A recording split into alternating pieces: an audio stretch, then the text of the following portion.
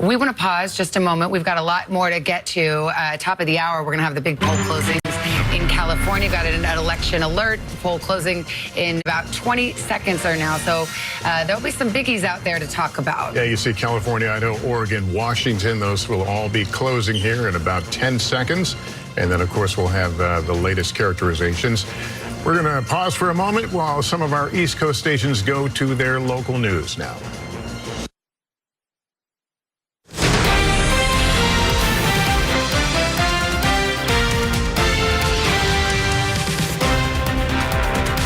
Tonight, the results are in across the Sunshine State, and we have team coverage for you tonight. Good evening. I'm Keith Cate. I'm Jennifer Lee. Thank you for joining us. From the presidential race to the battle over Florida's ballot amendments, there is a lot to get to tonight. Let's begin with the race for president. NBC News has declared former President Donald Trump the winner here in Florida. There are still many ballots to count across the country, though, with the polls on the West Coast just closing moments ago.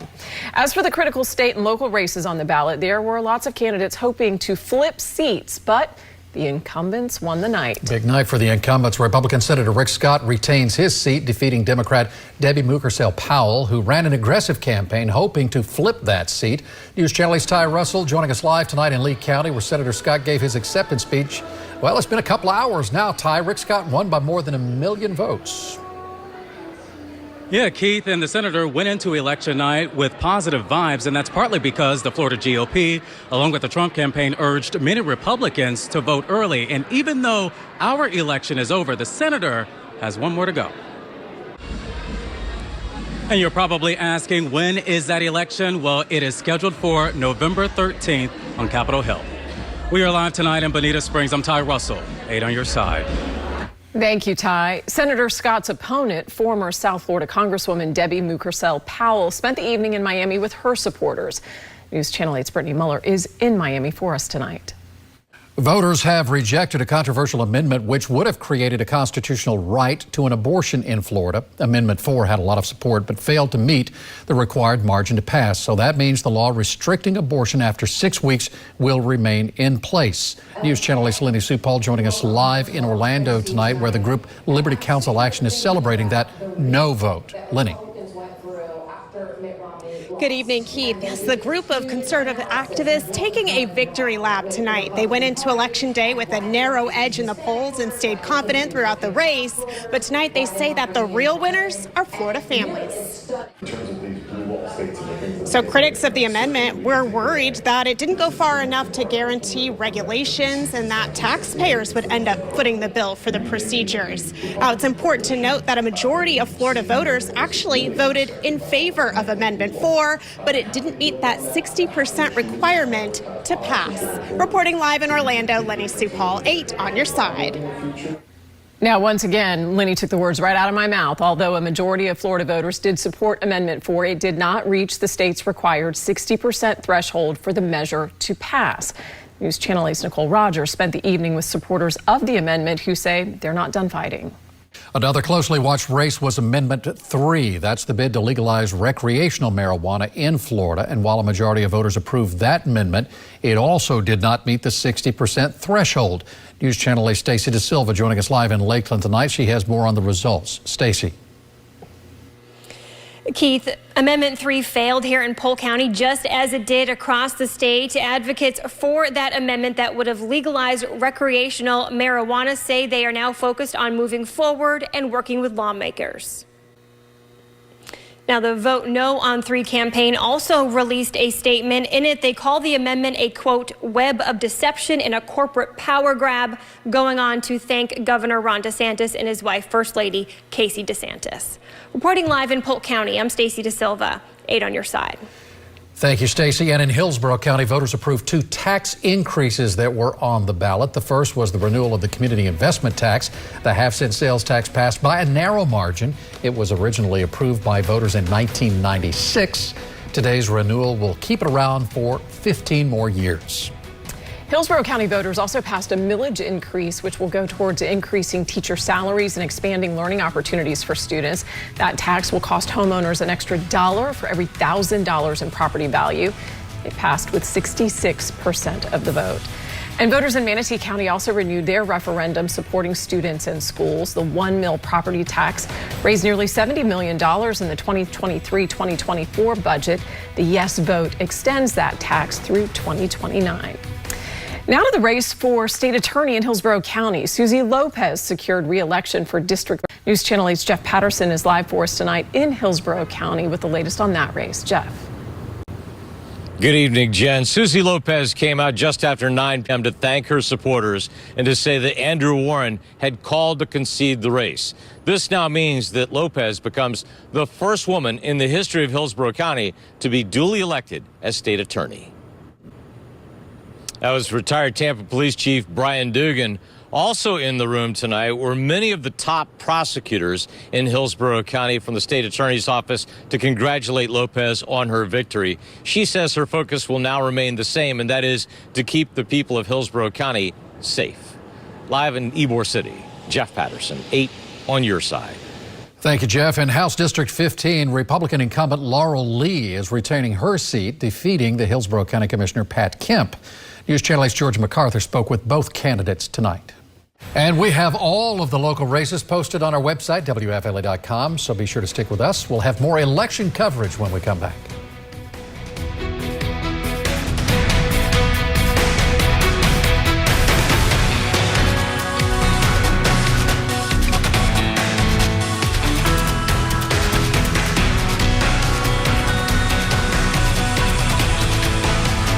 Have you been in an auto accident? You need help fast. Call 1-800-ASK-GARY, even from the scene. Your free 24/7 auto accident helpline.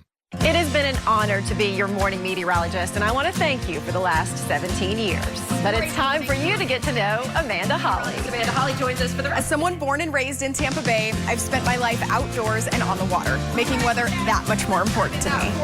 Working alongside Lee for years, I've learned what it takes to earn your trust. And I know your morning forecast is important, and Amanda won't let you down. Amanda Holly joins Avery, Chris, and Deanne Monday on News Channel 8 today. Our election coverage continues. Representative Anna Paulina Luna has defeated Whitney Cox. You can see the results on your screen there. 55% for Anna Paulina Luna, 45% for Whitney Fox. Let's go to News Channel 8's Allison Henning, who's live for us tonight. Allison, a big win for Anna Paulina Luna. They thought maybe this race would be a little bit closer, but the margin was significant. Yeah, it was. Representative Luna won by an even greater margin in this race than she did back in 2022. And as you can imagine, the excitement in this room was extreme when those results started to come in tonight. And a bipartisan bill, the representative says she is working to push forward, is one that would bring an additional $15 billion in storm relief funds to hurricane victims impacted by both Milton and Helene here in Pinellas County. For now, reporting live in St. Petersburg, Allison Henning, 8 on your side. Thank you, Allison. And her competitor, Whitney Fox, showed gratitude to her supporters tonight after losing the congressional race to the incumbent Anna Paulina Luna. Yeah, News Channel 8's Marilyn Parker has more from Fox's watch party. Max Defender 8, the most accurate weather radar in Florida. A couple of showers across our area right now from some tropical moisture that's beginning to move north from Rafael. Rafael is a hurricane now. Winds around 80 miles an hour. And you see there's another area we're watching to the east of Puerto Rico that has some chance of developing into a tropical system, but only a 30% chance. We'll get back to that in a second or two. 78 right now. Some light showers outside our window in Tampa, as you can see, but very light showers. Most of the area is dry right now with mostly cloudy skies and some extra moisture beginning to move in, kind of leading from the system to the south, which is Rafael. It's a hurricane, winds 80 miles an hour. Pressure is dropping. It's now forecast to become a Cat 2 before making landfall just to the southwest of Havana with winds around 105 miles an hour. So it could even border on a Cat 3 if it were to strengthen a little quicker. Then it moves into the Gulf, and initially it's moving north, but then it takes a hard hook to the left, and it begins to very slowly weaken across the Gulf of Mexico as it runs into dry air, and it also runs into some wind shear. If it ever makes landfall before kind of fizzling out across the Gulf, it's likely to do so somewhere in the north. Moisture moving our way and a better chance for showers and even a couple of downpours tomorrow, even Thursday. But it's not a washout either day. We're in and out of showers every once in a while. The majority of both days should be dry. And then a dry punch of air moves across the area Friday, Saturday, and Sunday, giving us much nicer weather just in time for the weekend. Now, our model really revs this system up before landfall. So again, wouldn't be out of the question for it briefly to become a major Category 3 hurricane before weakening across Cuba. Now, notice here, later tomorrow, we're going to see those showers roll in. And it'll be all day, shower here, shower there. Best chance for any organized rain is probably going to be on Thursday morning before the system begins to move away and to the west. But you notice all day on Thursday, we're in and out of those showers and maybe even a downpour or two. So looking at the map on Wednesday and Thursday, better chance of rain, but it's not a horrible day. It's not rainy all day. It's just on again, off again showers. And then drying out Friday, Saturday, and Sunday. We're looking good as we head into the weekend. The mugginess forecast is going to be real muggy on Wednesday and Thursday, and then we'll dry out as we head into Friday, Saturday, and Sunday with slightly drier air. Winds will be breezy, but not too windy. Air temperatures way above normal. 81's our normal high. Will be about 87, 88 as we head through the weekend. Here's a look at your 8-day forecast now. So a better chance for those showers, about a 60% chance for rain Wednesday and Thursday, and then sliding into the weekend with nicer weather that will last through Veterans Day. That's your weather forecast. We'll be back in just a couple of minutes. Max Defender 8, the most accurate weather radar in Florida.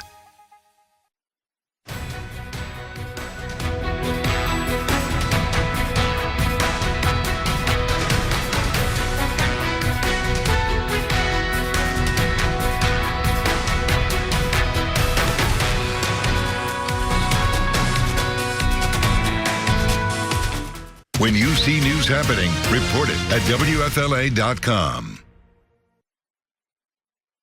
Welcome back to our election coverage tonight. All eyes are on the presidential election, taking a look at the latest results. As at the present time, former President Donald Trump is leading with 230 electoral votes. Vice President Harris has 187. But the night is still young, as many states on the West Coast are still counting ballots. Of course, the blue wall also to watch.